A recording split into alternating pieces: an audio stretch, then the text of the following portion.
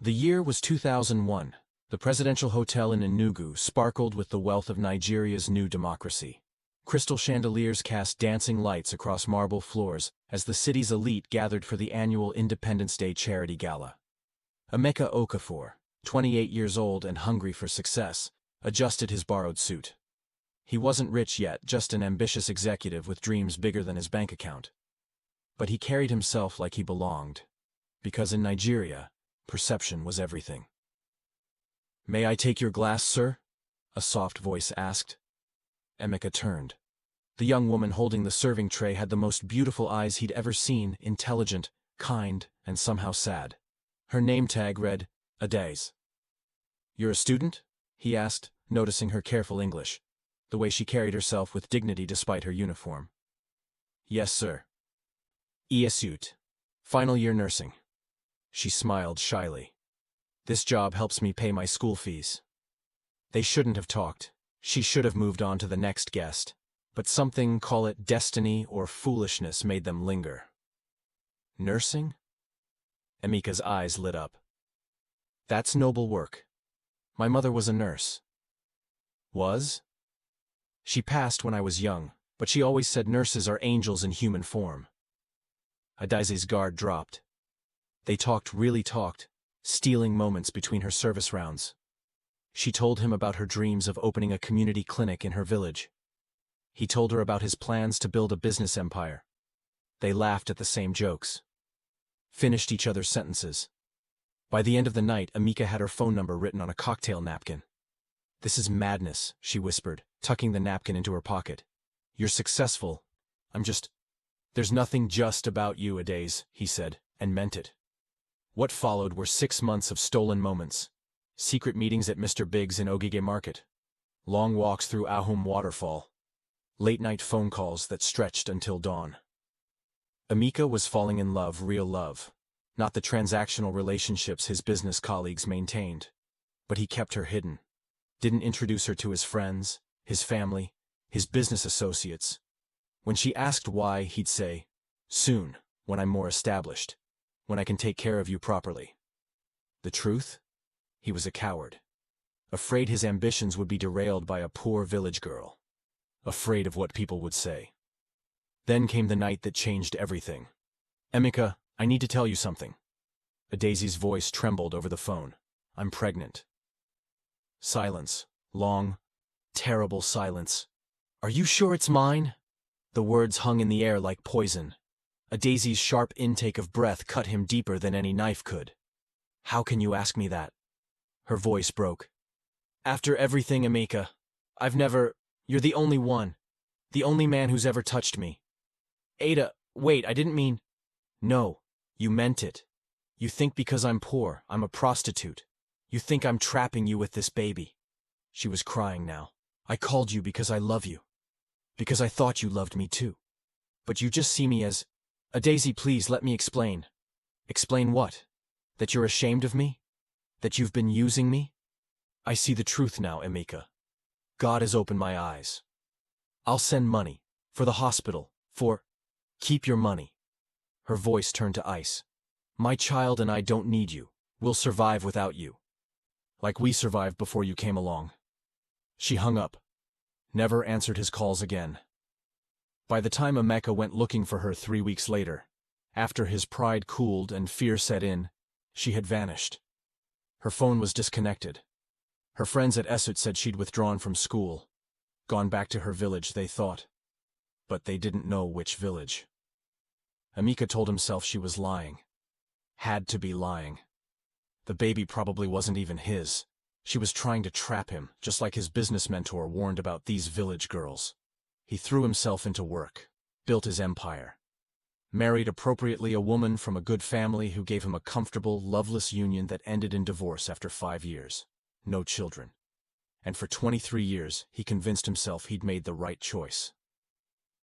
Until a young woman clutching worn papers stood in his lobby, desperate for a job to save her dying mother. A young woman named Chioma Nwosu. Chioma Nwosu woke at 4 a.m. to the sound of her mother coughing.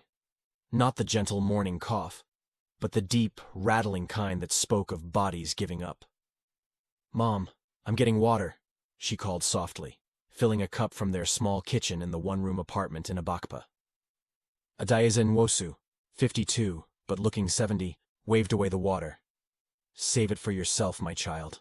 Water costs money. Mom, please. Kioma. Her mother's voice, though weak, carried the steel that had raised a child alone. We need to talk. Kioma's heart sank. She knew what was coming. The hospital said if we don't pay by tomorrow, they'll stop my treatment. Adeeze's eyes were dry. She'd cried all her tears months ago. It's over, my daughter. We tried. No. Kioma's voice was fierce. We haven't tried everything. I have one more thing I can do. She'd been rejected from 17 jobs in 2 weeks. Overqualified with her business degree from the University of Nigeria and Nsukka, they said. Too young. Not enough experience. No connections in the system. The real reason, she suspected, was that nobody wanted to hire a desperate woman who might bring her problems to work. But today would be different. Today, she'd go straight to the top. Where are you going? Her mother called as Kioma pulled on her only decent blazer second-hand from Ogige Market, but clean and pressed. To beg. Kioma's voice didn't waver. To do what I should have done from the beginning. To beg someone who has the power to help us. My child. Mom. You worked 3 jobs to put me through school. You skipped meals so I could eat. You sacrificed your entire life for me. Kioma knelt beside her mother's mat. Now it's my turn. And I won't let pride stop me from saving your life. The Harmattan winds were brutal as Kioma made her way from Abakpa to Independence Layout. The motorcycle taxi cost money she couldn't spare, but walking would take too long. She clutched her folder containing 17 rejection letters, her university transcripts, and a single dog-eared photo of her mother when she was healthy, smiling in her nursing uniform. Okafor Industries rose from the Enugu skyline, like a glass monument to success. The building had 52 floors. Chief Emeka Okafor, the man they called the Industry King, had his office on the top floor. Kioma had never been inside a building with air conditioning before. Ma'am, do you have an appointment? The security guard didn't even look up from his newspaper. No, but... No appointment, no entry. Next. Sir, please. I just need 5 minutes with Chief Okafor. My mother is dying and... Everyone's mother is dying. His voice was bored, practiced. This clearly wasn't the first desperate person who'd come through these doors. Come back with an appointment. Kioma looked at the marble floors, the expensive art on the walls, the workers in their designer clothes streaming past. She thought of her mother, alone in their one room, coughing blood into a rag because they couldn't afford tissues. She sat down in the lobby chair. Ma'am. I said. I'll wait, she said simply. You can call the police, you can drag me out. But I'll wait. Because my mother has 24 hours before the hospital discharges her, and this is my last chance. The security guard studied her for a long moment, then shrugged. Suit yourself, but don't disturb anyone. Hours passed. The morning crowd became the lunch crowd. Workers left for food at Mr. Biggs or Chicken Republic, came back with styrofoam containers. The smell made Kioma's empty stomach clench. She'd given her breakfast money to her mother for medication. Her phone buzzed. A text from University Teaching Hospital. Final notice. Payment of N847,000 required by tomorrow 9 a.m. or treatment will be discontinued. 847,000 naira. It might as well have been 8 million. 80 million. At 3 p.m., a woman in an expensive Ankara print passed by, talking loudly into her phone. Can you imagine? This girl just came to my office begging for a job. No connections, no sense, just crying. I told her this is business, not charity. If you don't know someone, find another place. She laughed, and her friends laughed with her. Kioma's hands clenched into fists. But she stayed seated, stayed waiting. At 5 p.m., the security guard's shift changed. The new one looked at her with something like pity. Sister, you're still here? The boss won't see you. It doesn't work like that in this place. I know, Kioma said quietly, but I'm still waiting. At 6:15 p.m., when the lobby had emptied and the evening sun painted the glass walls orange, the elevator doors opened. Chief Emeka Okafor stepped out.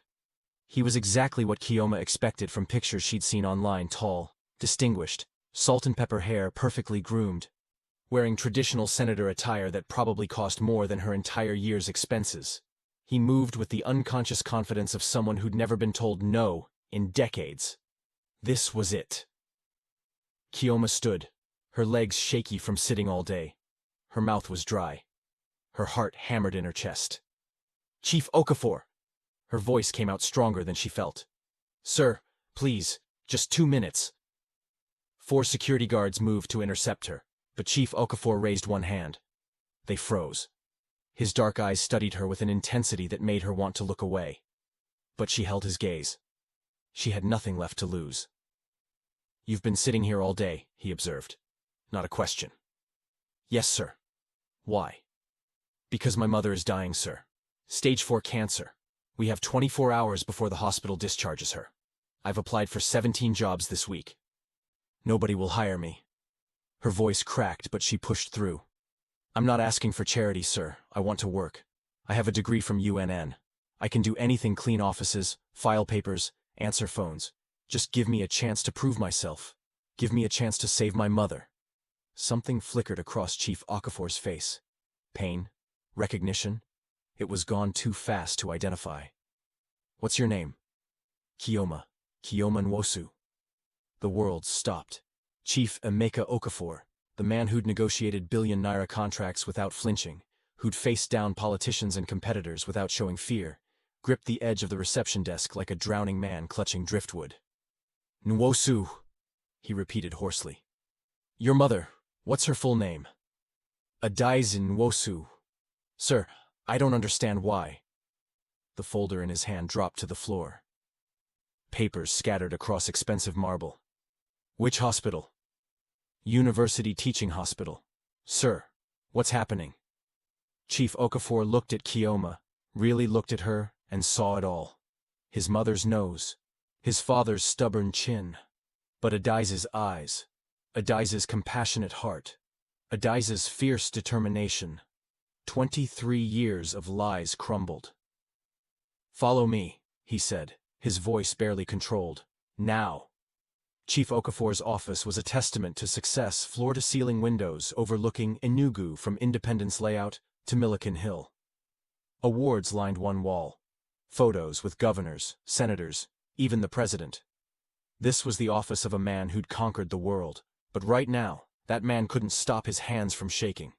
"Sit," he ordered Kioma, his back to her. She sat, clutching her worn backpack like a shield. Something was very, very wrong. Rich men didn't shake. They didn't look like they'd seen ghosts. Chief Okafor poured himself a drink from an expensive crystal decanter. Local gin, his father's drink. He downed it in one gulp, then poured another. "Tell me about your mother," he said, still not turning around. "Everything." Kioma's mind raced. Why did this billionaire care about her mother? "She's 52. She has pancreatic cancer, stage 4. We've been fighting it for 2 years, but we're out of money. The doctors say without the next round of chemotherapy, she has maybe 3 months." "She raised you alone?" "Yes, sir." "She never married?" "No, sir." "Your father?" The question came out strangled, and here it was, the question Kioma had asked 1,000 times, had stopped asking when she saw how it hurt her mother to answer. "I don't have a father," she said quietly. "My mother raised me alone. She worked as a nurse at UNTH, but she had 3 side jobs: selling bean cakes in the morning, washing clothes, braiding hair at night. She used all that money to send me to school." Kioma's voice hardened. "My mother told me once that my father was a businessman, a young man who promised her everything, then called her a liar when she told him she was pregnant. He said she was trapping him, trying to get his money. So she left, raised me herself, and she never spoke his name since that day." Chief Okafor's shoulders shook. When he finally turned, tears streamed down his face. "Your mother," he whispered. "Does she still bite her lower lip when she's thinking? Does she still hum igwi when she's cooking?" Kioma's blood ran cold. How do you know that? Does she still have that small scar on her left hand, where she cut herself in the biology lab at Esut?" "Sir, I'm the businessman, Kioma."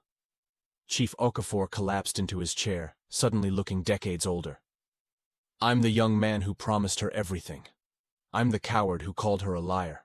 I'm the wicked man who made her run away. His voice broke completely. I'm your father. The office tilted. Keoma gripped the armrest, certain she was going to be sick. No. Yes. No. This is a lie. Some kind of cruel joke. I wish it were a lie. Chief Okafor pulled out his phone with trembling hands. But look. Look carefully. He showed her a photo, old, faded, clearly from a phone from the early 2000s. A young man and a young woman at Ahum Waterfall, arms around each other, laughing. The young woman was unmistakably her mother, younger, healthier, radiant with happiness. The young man was unmistakably the one sitting before her. We met at the Presidential Hotel, Chief Okafor said, his voice hollow. Independence Day Gala 2001. She was working as a server. I was just a small executive pretending to be important. We fell in love, or I thought it was love. For 6 months we saw each other in secret. I was too proud, too ambitious to make it public. Too afraid of what people would say if they knew I was dating an ordinary server girl. He laughed bitterly. As if a days could ever be ordinary. Keoma couldn't breathe. Couldn't think. This couldn't be real. When she told me she was pregnant, His voice cracked. I accused her. Said maybe the baby wasn't mine. Said maybe she was seeing other men. Said maybe she was just trying to trap me for money because I was starting to have some success. He covered his face with his hands. The look on her face when I said those words, it haunts me to this day. 23 years, and I can still see it in my dreams. She tried to call me, sent me letters. My secretary threw them away. I told her never to let that woman contact me again. I convinced myself that Adaze was lying, that the baby, that you weren't mine. Because that's what allowed me to sleep at night. But you are mine, Keoma. He looked at her with red, swollen eyes. I see it in your face. My mother's nose. My father's chin. Adaze's eyes. You're my daughter that I abandoned. My child that I told myself didn't exist because I was too selfish, too wicked. Too much of a coward to face my responsibility. Keoma stood abruptly. The chair fell backward with a crash. You're lying, she said, but her voice lacked conviction. Because now that he'd said it, she could see it too. The resemblance. The way they both stood with shoulders back even under pressure. The stubborn set of the jaw. I wish I were lying, but DNA doesn't lie. We can do a test if you want. But Keoma, you must know it in your heart. You must feel the truth. She did. God help her, she did. My mother nearly died when I was born, Keoma said quietly. Complications. No money for a proper hospital. She told me she delivered me at a herbalist's house because that's all she could afford. I came out not breathing. They thought I was dead. But the herbalist, some old woman from her village, she prayed, blew air into my mouth, rubbed my chest with hot palm kernel oil until I started crying. Her voice rose. That's the kind of struggle we faced because of you. Because you abandoned us. I know. You don't know anything. Keoma was shouting now. 23 years of questions finding their target. Do you know how many times I begged my mother to tell me about my father? How I cried when other children had fathers on Parents' Day at school? How I watched other girls get called Daddy's girl, and wondered what I did to make my own father not want me. Keoma. My mother worked herself nearly to death to raise me. We lived in one room where we could stretch our arms from the bed and touch both walls. She skipped meals so I could eat 3 times a day.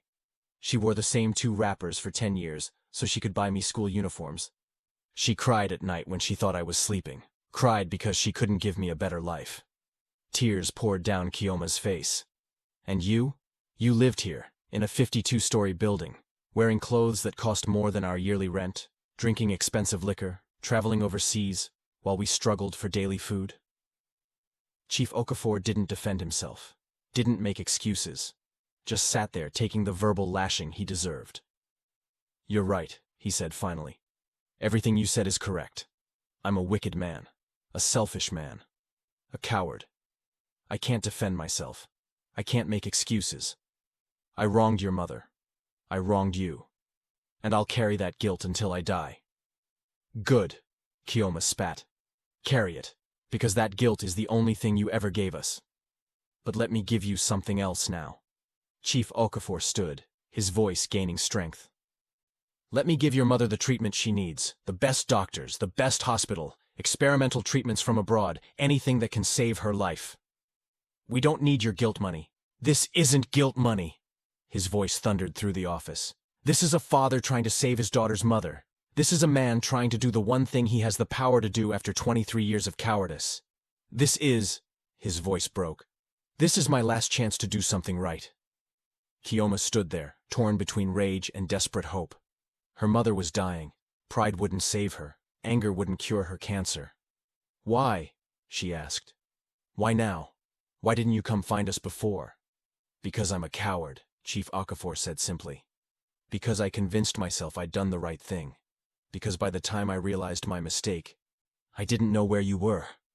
And because... He swallowed hard. Because I was afraid. Afraid that if I found you, I'd see what my cruelty had cost. And I wasn't ready to face it. And now? Now you found me. Now the universe God has given me a chance I don't deserve. And I won't waste it. He pulled out his phone. I'm calling the best oncologist in Nigeria right now. Tomorrow morning, your mother will start new treatment. Everything will be paid for, I swear it. And what do you want in return? Kioma's voice was cold. You want to play father now? Want to make up for lost time? Want to feel better about yourself? I want nothing, Chief Okafor said. Except maybe one day, after your mother is well. After you've had time to process this, maybe you'll find a small space in your heart to forgive me. Not today. Maybe not ever. But maybe. He wrote something on his business card and held it out. This is my personal number. Call me anytime, day or night. And I've already sent a message to my PA you have a job here. 75,000 naira per month. Full medical benefits for you and your mother starting tomorrow.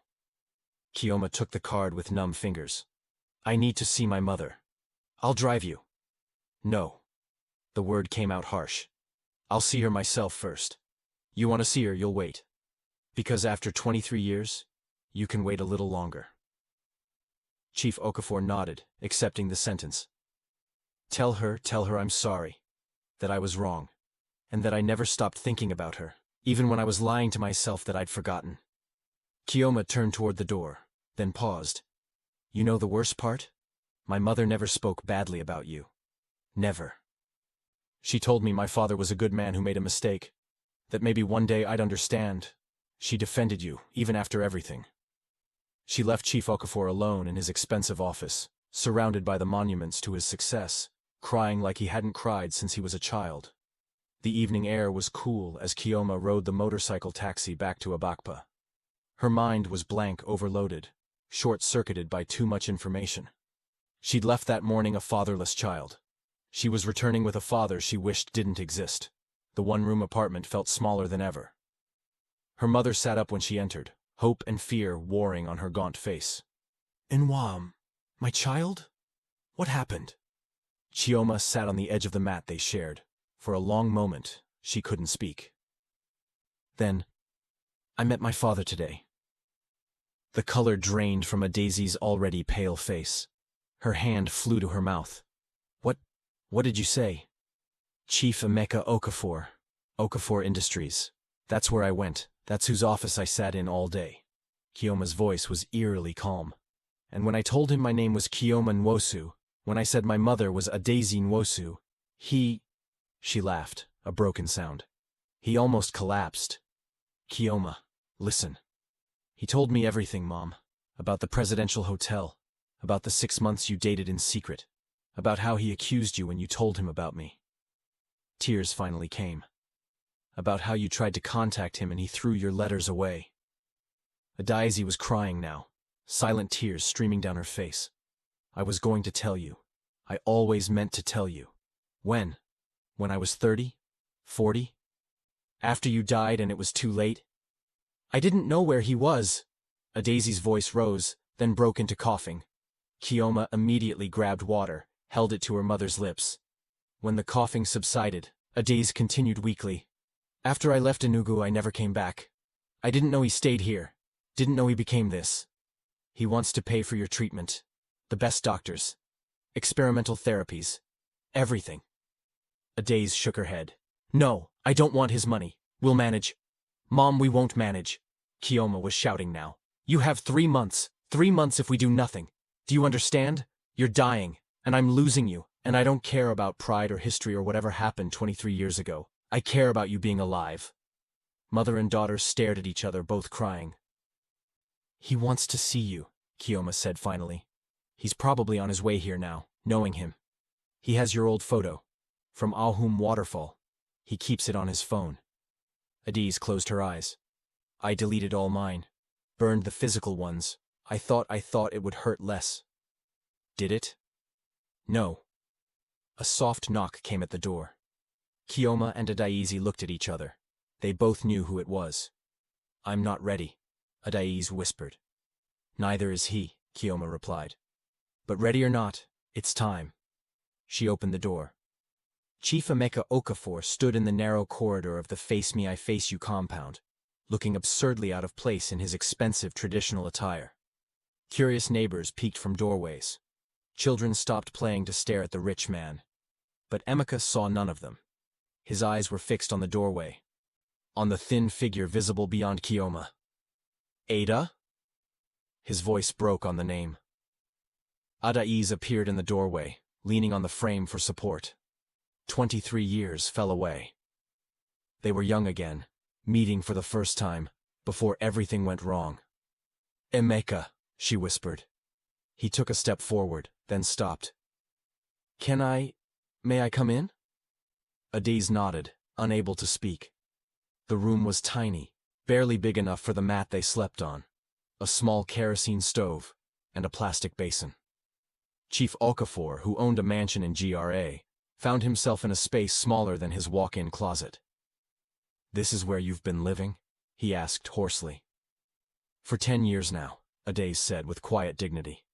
Before that, we had a slightly bigger place, but when the cancer came, medical bills.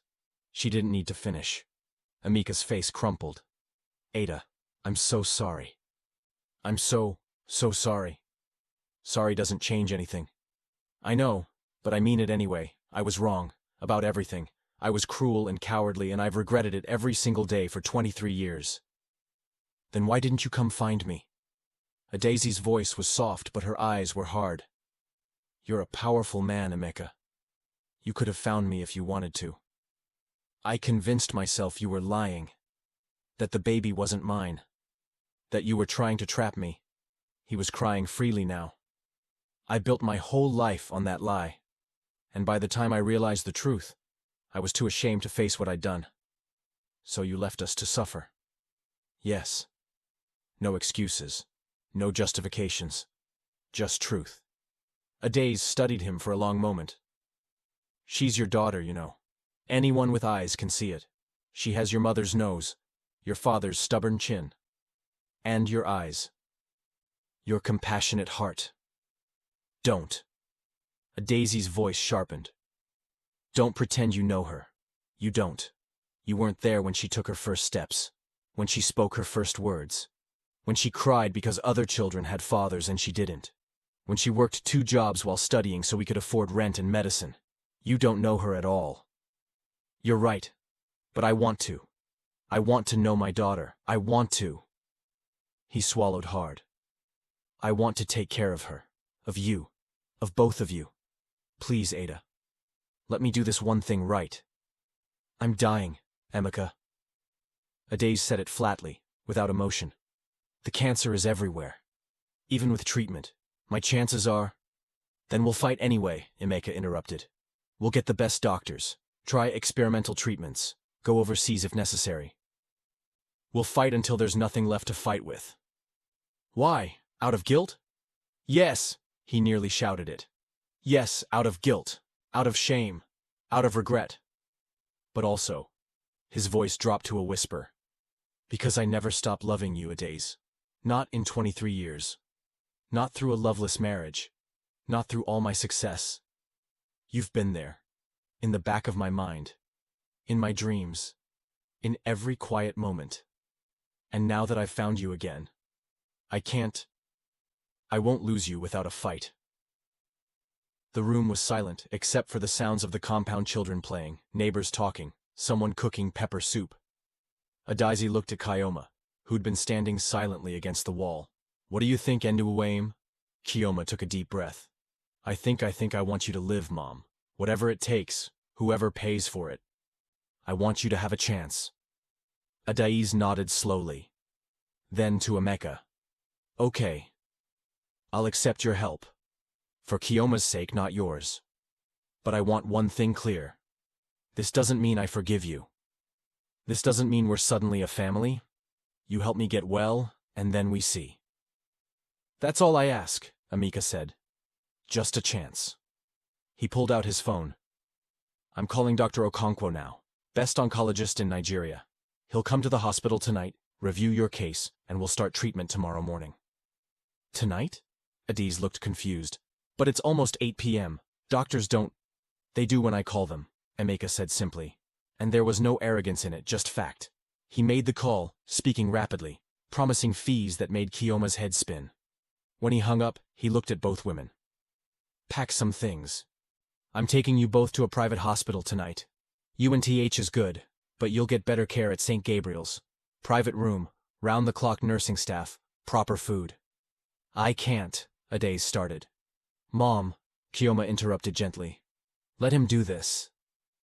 Adaise looked at her daughter, her beautiful, brilliant daughter who'd sacrificed so much, and nodded. As they gathered their few belongings which fit in a single bag, neighbors watched openly now. Mama Ngozi from next door approached Adaise. Sister, now who be this big man? He won't help you? Yes, Adaise said quietly. He's going to help me. God is good, oh. Mama Ngozi clapped her hands. After all your suffering, God don finally remember you. If only she knew, Kioma thought, that God's provision came with 23 years of abandonment attached. They left the one-room apartment, leaving behind poverty, but taking with them a complicated past and an uncertain future. St. Gabriel's private hospital was like stepping into a different world. Clean white corridors, rooms with actual windows, nurses who smiled and called patients by name instead of bed numbers. Adaise's private room had a real bed with clean sheets, a bathroom with hot water, and a television. Kioma watched her mother touch everything with wonder, this basic comfort they'd never been able to afford. Dr. Okonkwo arrived that first night as promised. A serious man in his 50s, he reviewed Adaise's files with Chief Okafor standing anxiously nearby. The cancer is advanced, he said honestly, but not hopeless. There's a new immunotherapy trial, very expensive, only available in 3 hospitals in Nigeria. We're one of them. Cost doesn't matter, Emeka said immediately. What are her chances? With traditional chemotherapy alone, maybe 15–20%. With the immunotherapy, could go up to 40–50%. But there are risks. I'll take them, Adaise interrupted.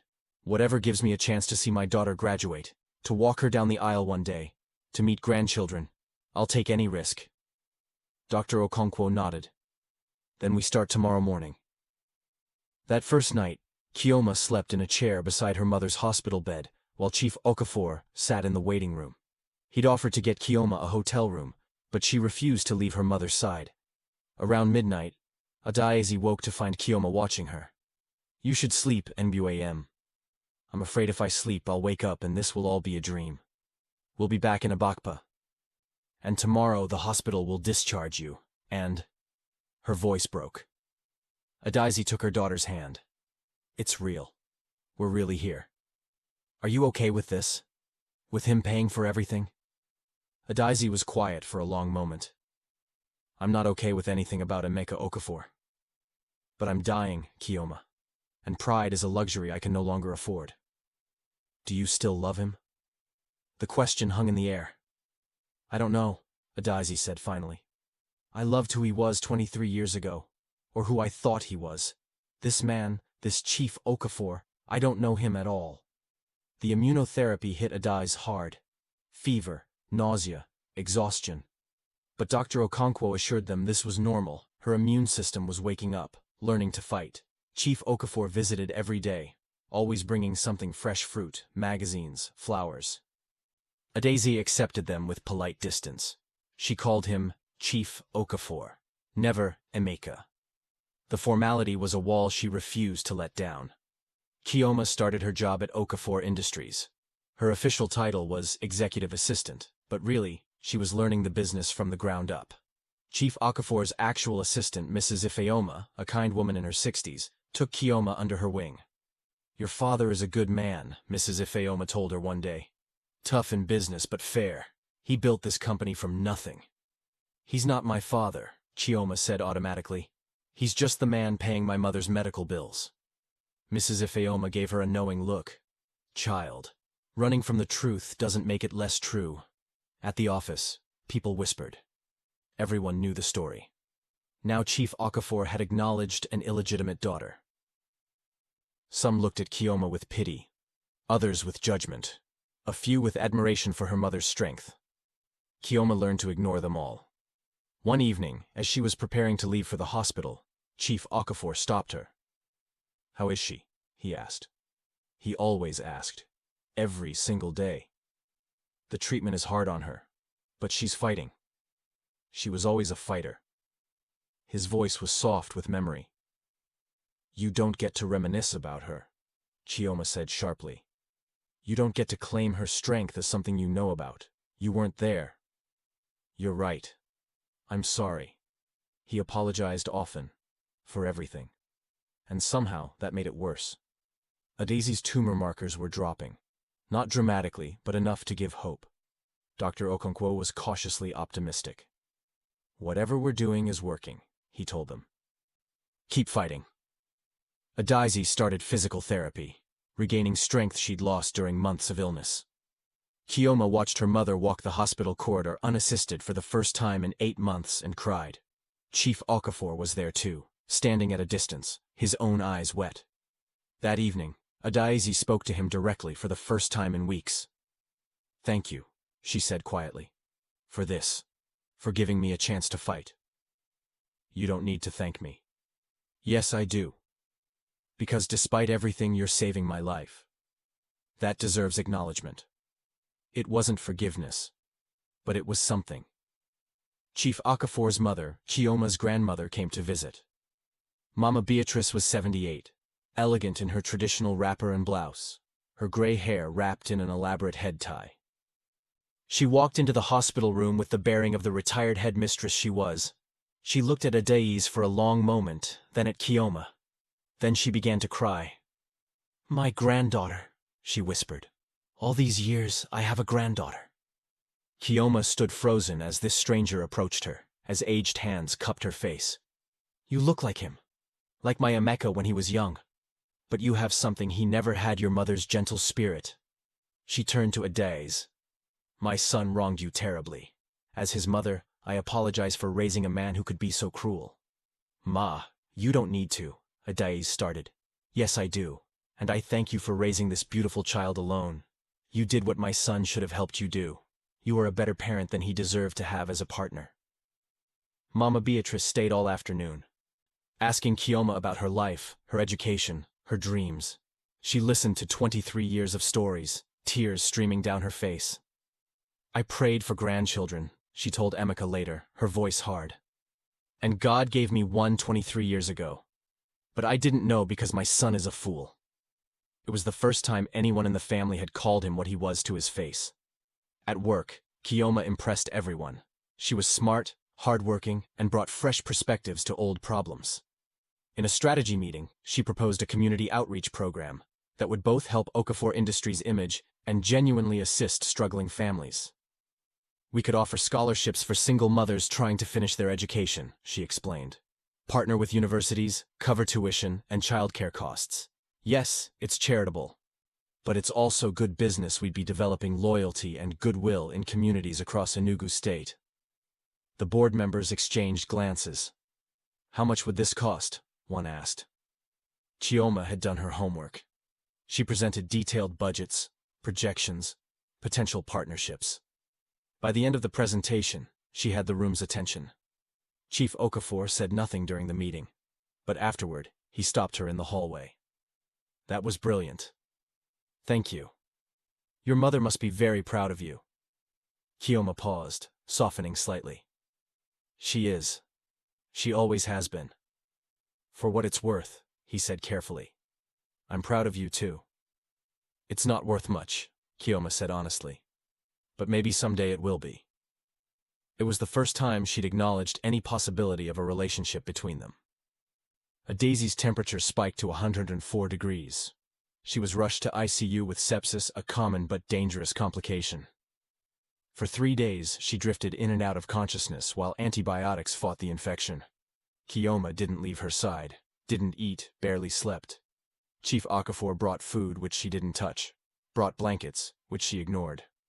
Finally, on the 3rd day, he sat beside her. You need to rest. You'll make yourself sick. I can't lose her, Kiyoma whispered. Not now. Not when we're so close. You won't. She's strong. How do you know? You don't even know her. The accusation hung between them. Then, quietly, Chief Okafor spoke. I know her because I see her in you. The strength, the determination, the refusal to give up even when everything seems hopeless. You learned that from her. And if she could raise a daughter like you while fighting the world alone, she's not going to give up now. It was the most honest thing he'd said to her since they met. I'm so angry at you, Kiyoma said, tears streaming. But right now you're all I have here.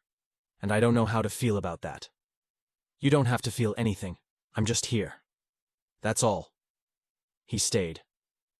When Kiyoma finally fell asleep from exhaustion, he kept watch. When she woke in a panic, he was there to tell her the fever had broken. Daisy survived the sepsis. 3 months into treatment, Dr. Okonkwo ordered new scans. The tumor markers had been steadily dropping, but they needed to see the actual tumors. The wait for results was agony. Daisy, Kiyoma, and Chief Okafor sat in the consultation room, none of them speaking. When Dr. Okonkwo walked in with a smile, they knew.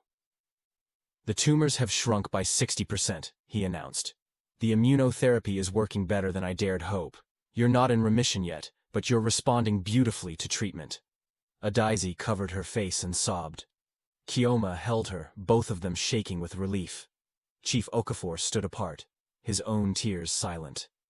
How long? Daisy asked when she could speak. How long do I have? If this continues, years, hopefully. Maybe decades. We'll need ongoing treatment, regular monitoring. But Daisy, you have time.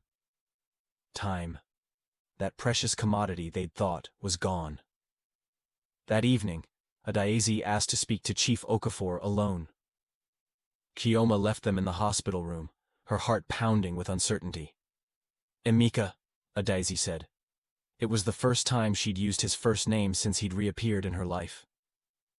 He sat in the chair beside her bed. Yes? I need to say something, and I need you to just listen. He nodded. What you did to me 23 years ago nearly destroyed me. When you accused me of lying, of trying to trap you, something broke inside me that never fully healed. I spent years thinking I wasn't worthy of love, that I was just the poor village girl you accused me of being. I raised our daughter alone, and it was the hardest thing I've ever done. There were nights I cried myself to sleep, nights I didn't know how we'd eat the next day, nights I wanted to give up.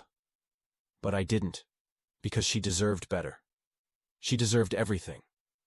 And now you're here, saving my life, trying to make amends. And I appreciate it. I do. But I need you to understand something: your guilt doesn't entitle you to forgiveness. Your money doesn't buy absolution. You can't pay your way out of the past. I know, Emeka said quietly. But, Daisy continued, I'm not interested in carrying this anger anymore. It's exhausting. And life is too short, I know that better than anyone now. So I'm making a choice. Not for you. For me. For Kiyoma. She took a deep breath. I'm choosing to let go of the past. Not forget it, never forget it. But release its grip on me. You wronged me terribly, Emeka Okafor. You were cruel and cowardly. But you're also the father of my child. And maybe you're not the same man you were at 28. I'm not, he said. I swear to you I'm not. Then prove it. Not to me. To her. To Kioma.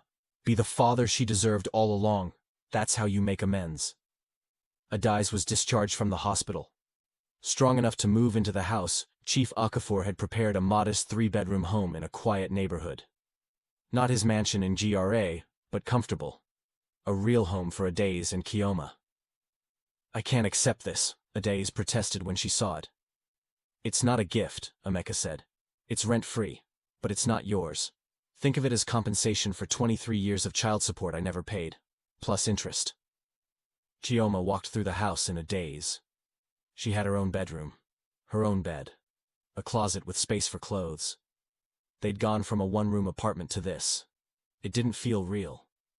That first Sunday, Mama Beatrice came for lunch with her traditional Nigerian dishes, jollof rice, egusi soup, fried plantains. It was the first family meal they'd ever had. Watching her mother and grandmother cook together, listening to them laugh over kitchen memories, Kioma felt something shift. This wasn't the family she'd imagined. It was complicated, broken, held together by trauma and tentative forgiveness. But it was hers. Chief Okafor visited often, always respectful, always careful not to overstep. He and Kioma began having coffee together before work, a ritual that started awkwardly but grew more comfortable. One morning, she asked the question she'd been holding back. Why did you really think she was lying? About being pregnant? Emeka was quiet for a long moment. Because I was insecure. I'd grown up poor, not as poor as you did, but struggling. When I started having success, I was terrified of losing it. My mentor at the time kept warning me about women who would try to trap me. And when Ada told me about the pregnancy, I panicked. I thought, she's too good for me. Why would she really want me? It must be the money. That's stupid. Yes, it was. And cowardly. Because even if I had doubts, I should have stayed. Should have talked to her. Should have done anything except accuse and abandon. He looked at Kioma directly. There's no excuse for what I did. I'm just explaining the twisted logic of a frightened young man who made the worst decision of his life. Do you regret it? Truly? Every single day, if I could go back. But you can't, Kioma interrupted. None of us can. We can only go forward. Then let's go forward. Together. If you'll have me. Kioma studied her father because that's what he was, whether she liked it or not. I'm not ready to call you Dad, she said honestly. I understand. But maybe we can be something. I don't know what yet. But something. It was enough. For now, it was enough. Chief Okafor was hosting his annual charity gala at Nike Lake Resort. This year, it would benefit cancer research and treatment access for low-income families. I want you both there, he told Adais and Kioma. As guests of honor. I want the world to know about my daughter. And I want to publicly acknowledge what I should have done 23 years ago. Adais and Kioma exchanged glances. Are you sure about this? Adais asked. The gossip. The judgment. It won't be easy. I don't care about gossip anymore. I care about doing the right thing. Finally. The gala was magnificent. Enugu's elite filled the ballroom, politicians in traditional attire, business people in designer clothes, society women with elaborate head ties. Kioma wore an elegant Ankara gown commissioned from the best tailor in Newmarket. Adais, now strong enough to attend, wore blue lace with a matching head wrap. She looked radiant, healthy, alive. When Chief Okafor took the stage, the room fell silent. Good evening, he began. 23 years ago, I made the worst mistake of my life. I turned my back on the woman I loved and the child she carried. I was arrogant, suspicious, and cruel. I spent 2 decades building an empire while the family I could have had struggled without me. Gasps rippled through the crowd. This wasn't the typical charity gala speech. 4 months ago, a young woman came to my office begging for a job to save her dying mother. That young woman was my daughter, Chioma Nwosu. The dying mother was Adais Nwosu. The woman I loved and lost through my own stupidity. He looked directly at Kioma.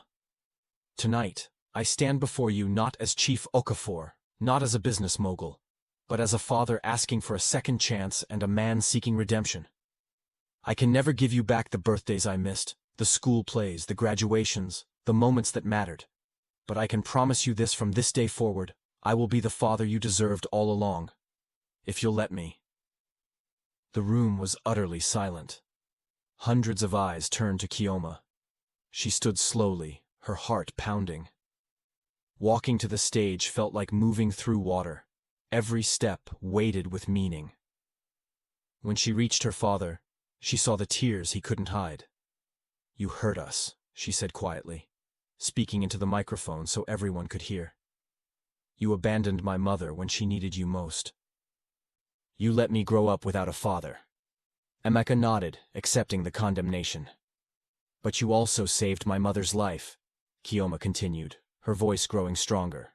"You gave me opportunities I never dreamed possible. And I see how you look at us. Like we're the most precious things in the world. Like you'd do anything to make it right."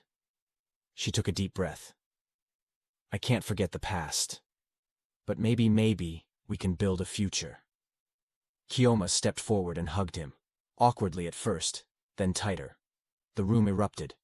People applauded, ululated, cried. Even the most hardened businessmen were dabbing their eyes. Adaizi stood from her table, and Emeka beckoned her to the stage. She came slowly, and when she reached them, all three embraced a family fractured for 23 years, finally coming together. Adaizi's cancer remained in remission. She'd returned to work part-time at UNTH, not because she needed the money, but because she loved nursing, loved serving her community. Kioma had been promoted to Director of Community Development at Okafor Industries. Her scholarship program for single mothers was wildly successful, helping hundreds of women across Enugu State complete their education. Chief Okafor, whom Kioma now occasionally in private moments called Dad, had stepped back from day-to-day operations. He spent his time on philanthropy and making up for lost years. Every Sunday, they had dinner together, sometimes at the house he'd provided, sometimes at Mama Beatrice's compound, always as a family. One Sunday evening, as they sat around the table laughing at Emeka's attempt to cook jollof rice, which even Ghanaians would reject, Adaizi reached out and took both their hands. "You know what I realized?" she said softly. "God has a funny way of bringing people back together. 23 years ago, I thought I'd lost everything. But maybe I just needed time to find the strength to forgive. And maybe Emeka needed time to become the man who deserved a second chance." Emeka squeezed her hand. "I'll spend the rest of my life earning that chance." Kioma smiled a real, genuine smile. "You're doing pretty well so far, Dad." The word hung in the air, beautiful, meaningful, worth the wait. "Say it again," Emeka whispered, his eyes glistening. "Dad," Kioma repeated, grinning. "Better get used to it." And in that moment, in that kitchen with mediocre jollof rice and laughter echoing off the walls, a family that had been broken for 23 years was finally, beautifully whole. 6 months later, at a small ceremony at the Presbyterian Church on Ogi Road, Emeka and Adaizi renewed their love. It wasn't a traditional wedding, they were both too old for that, they joked. But it was a promise. "I'm not the same girl you met 23 years ago," Adaizi told him at the altar. "And I'm not the same foolish boy," Emeka replied. "But maybe these older, wiser versions of us can do better." They could. They did. Kioma walked her mother down the aisle, a reversal of tradition that made everyone cry. When the pastor asked if anyone objected, Mama Beatrice stood up. The room held its breath. "I object," she said loudly, "to the fact that it took my stubborn son 23 years to make this right. But better late than never. Proceed." Everyone laughed through their tears. At the reception, as Kioma danced with her father for the first time, he whispered, "Thank you." "For what?" "For coming to my office that day. For being desperate enough to beg. Because if you hadn't, I would have died a rich, successful man who never knew his greatest treasure. You saved me, Kioma. You saved all of us."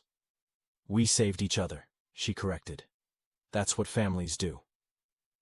The end. Sometimes the people we're searching for are searching for us too. And sometimes, a desperate plea on a dusty day is exactly what the universe needs to set things right. In Igbo tradition, we say, "Onye ajuru uju, chukwu ajuya."